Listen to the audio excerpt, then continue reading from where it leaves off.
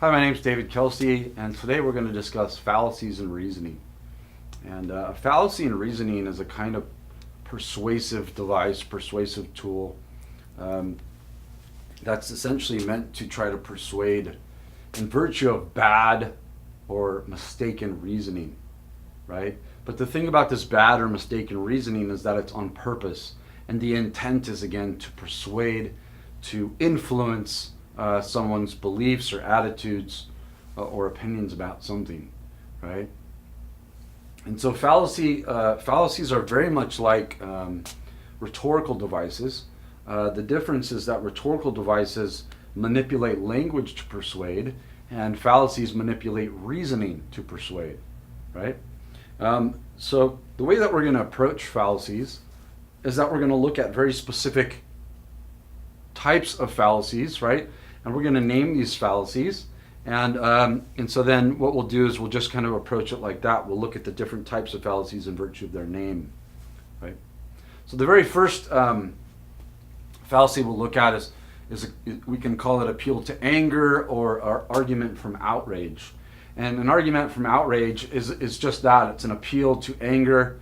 It's essentially, instead of making a good argument, you try to incite someone to be angry, right? And of course, when we're angry, we don't think logically. We don't think correctly, right? So we'll make mistakes. My favorite examples of this type of mistake you get with these sort of politicians.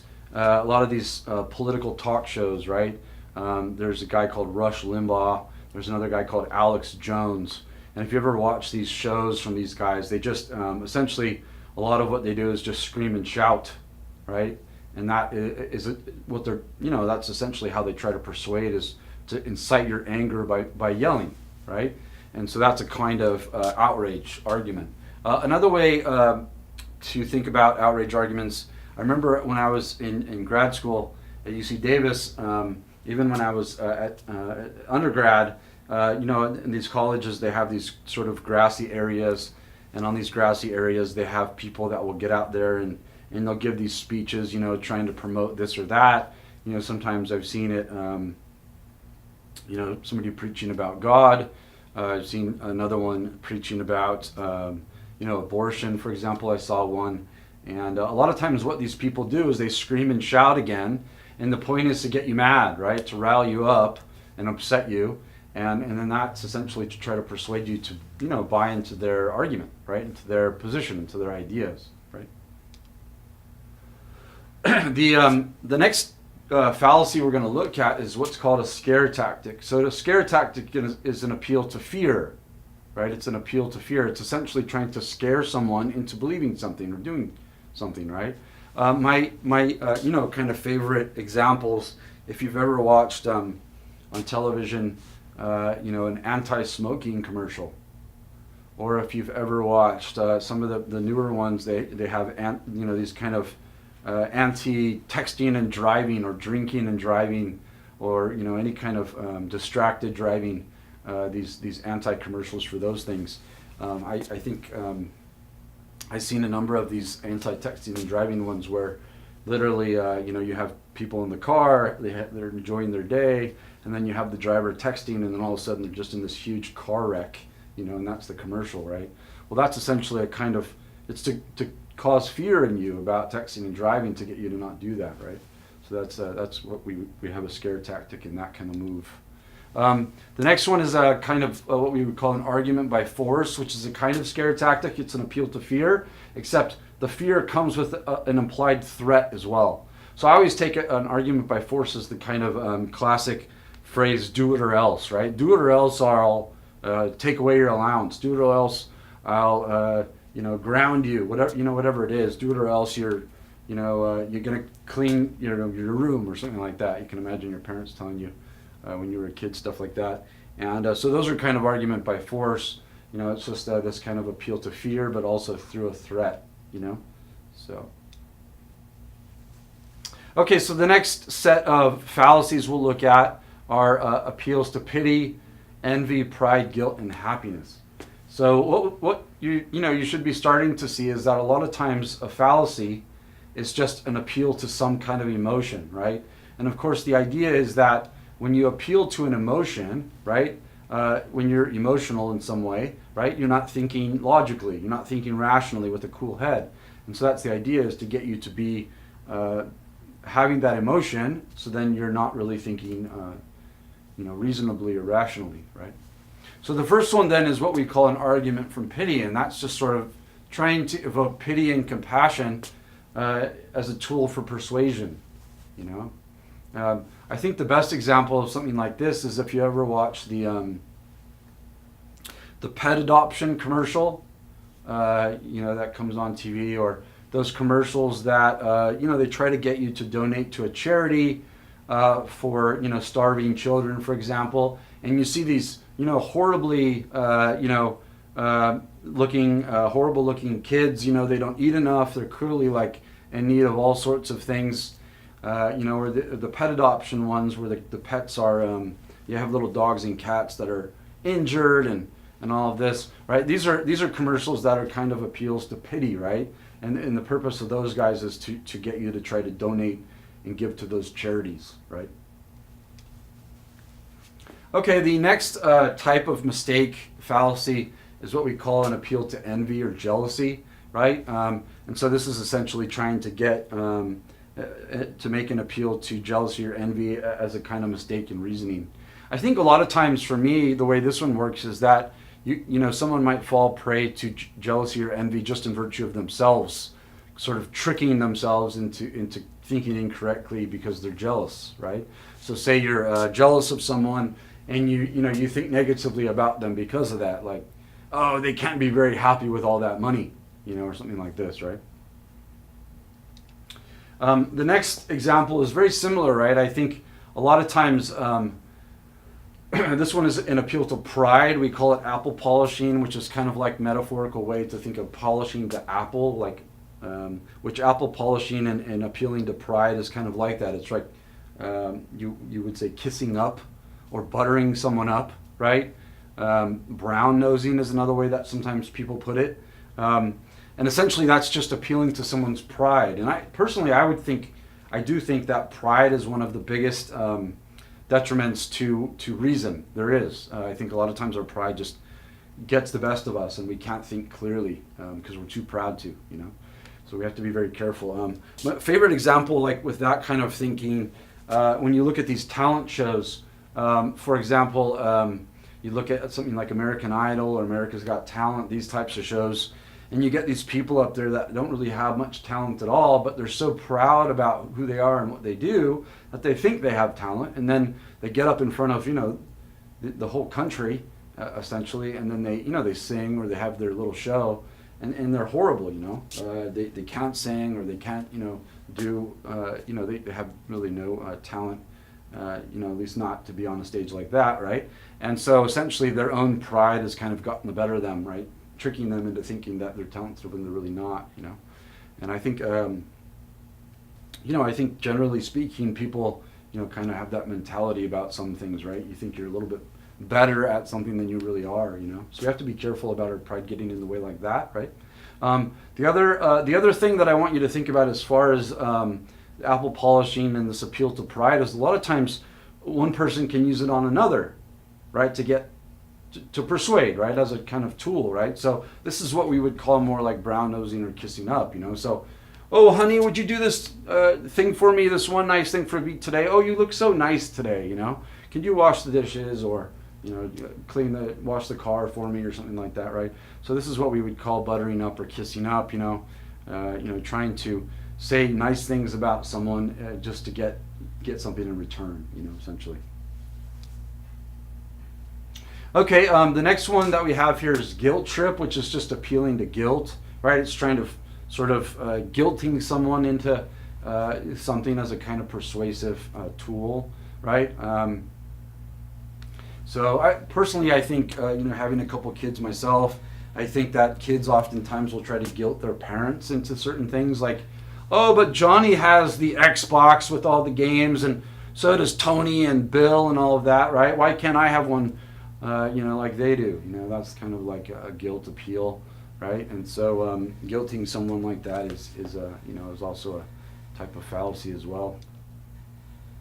The next one that we have here is called wishful thinking, which is really, I think, an appeal to happiness, right? When you're trying to persuade someone of something just in virtue of, the kind of happiness or pleasure it might bring if it was true, My favorite example of this kind of mistake is if you look back to, there's a series of commercials that came from the Axe body spray.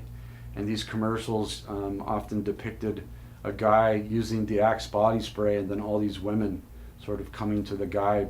Essentially the implication is that if you use Axe body spray, then you'll have lots of women coming to you, right? And that's again a kind of wishful thinking, like use our product and you'll be happy, right? You'll get lots of girls and all that, right? So that would be a wishful thinking. Okay, so the next set of fallacies we'll look at is peer pressure, groupthink, fallacy, and nationalism.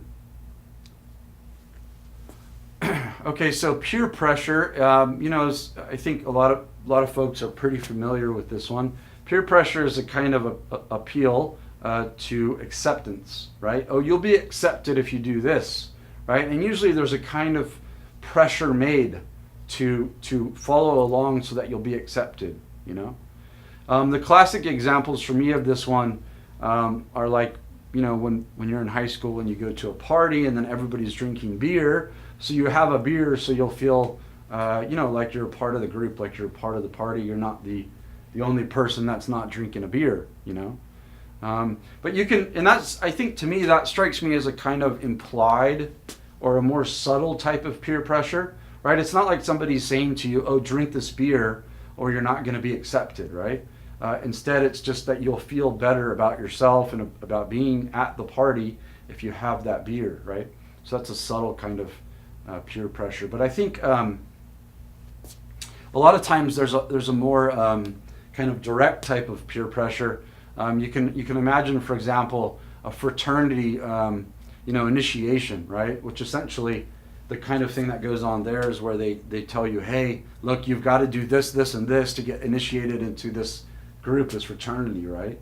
And so that's a more direct type of peer pressure, right? Which is essentially like, do this or you're not part of the group, So that's peer pressure. The groupthink fallacy, I think again, to me, the groupthink fallacy feels a lot like appeal to pride, but it's pride in membership of some group, right? So for example, I might think that my favorite coffee shop is the best, right? And it's better than any other coffee shop, or the type of car that I like is better than all other types of cars, and so on, right? So you're like sort of for that group, and you're proud of being part of that group, and no other group is comparable, I think my favorite examples of groupthink have to do with growing up and being part of different schools, right? Usually when you're at a high school or a college, there's a lot of school pride, you're proud to be attending that school, be part of that school. And so you have a bit of pride about it, especially when, say your sports team is playing the local rival sports team, right? Your team's going to win, and that's all there is to it. And that's a kind of groupthink fallacy, right? Even if you can imagine that you're proud to be a member of a certain school and your football team is horrible, right? But because you're part of this school, your sports team, say this football team or whatever, we're going to beat that rival no matter what, Even if the rival team is undefeated, right? Even if the rival team is going to win state, right? And they've never lost and all of that. No matter what, you have the pride to think, oh, we're going to beat them this year, just because, it's, our school, right? So that's a kind of a groupthink mistake, right? When your pride in that school gets the better of you, right? The next kind of fallacy is what we call nationalism. So nationalism is a kind of groupthink fallacy when the group is your country, your nation, right? The classic example of a nationalist fallacy is a kind of like, imagine somebody trying to challenge, like, say, something our government does. And the response is, well, if you don't like it here, then leave. Right? If you don't like it in the U.S., then get out.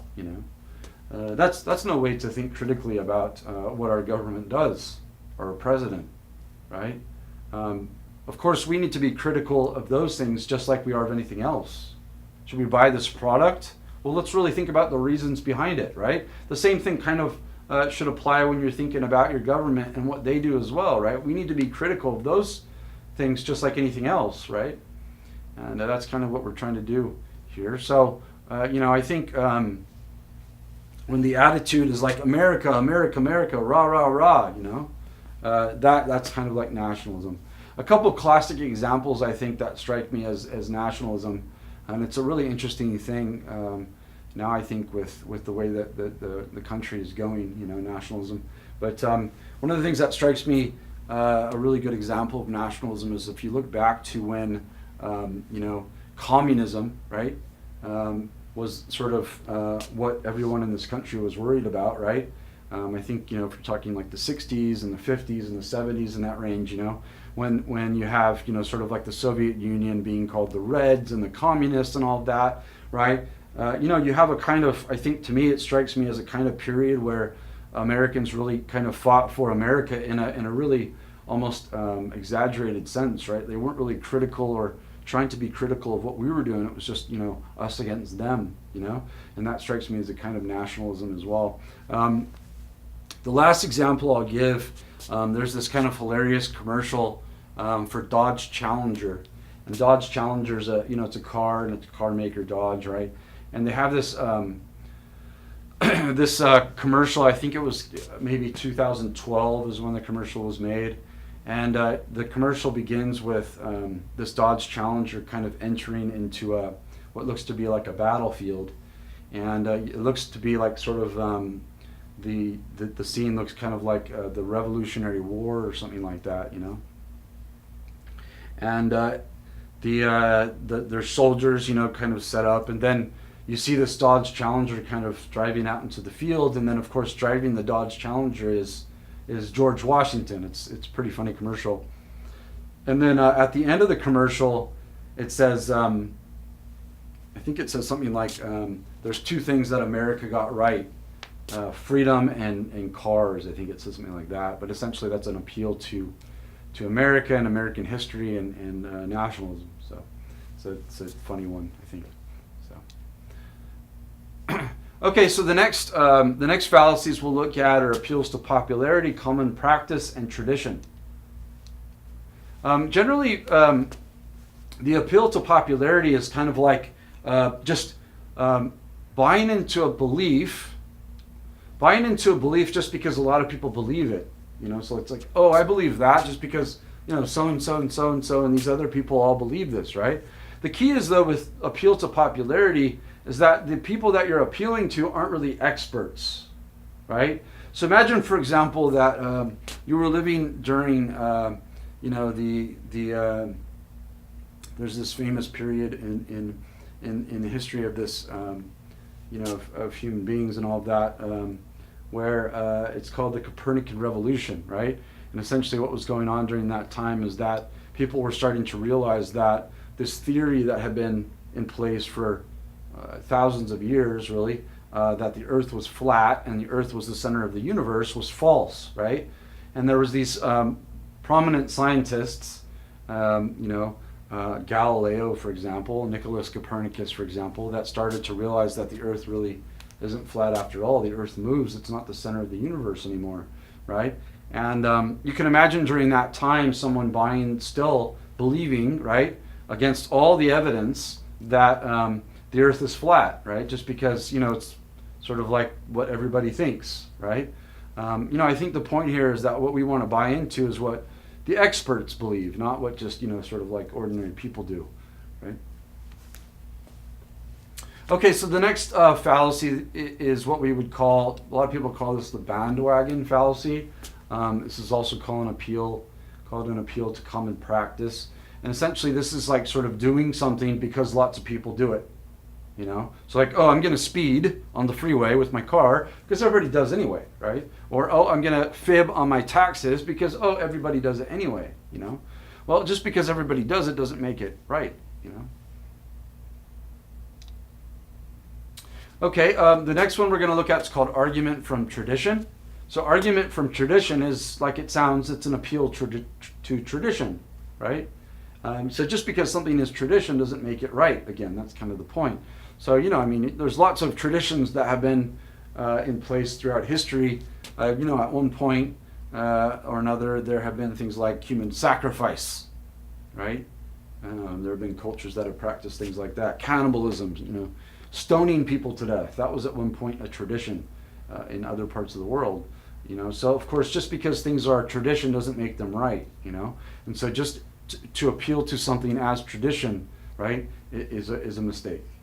So scapegoating is the next type of fallacy we're going to look at. We're going to look at scapegoating and then rationalizing.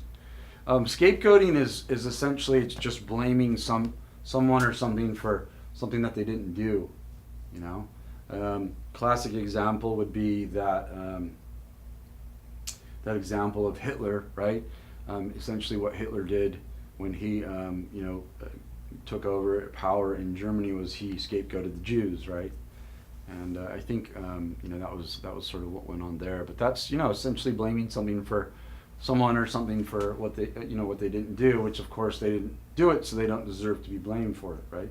Another example, which is really funny, is if you've ever watched, there's a short bit, a short sequence in the movie called The Hangover, and The Hangover is a movie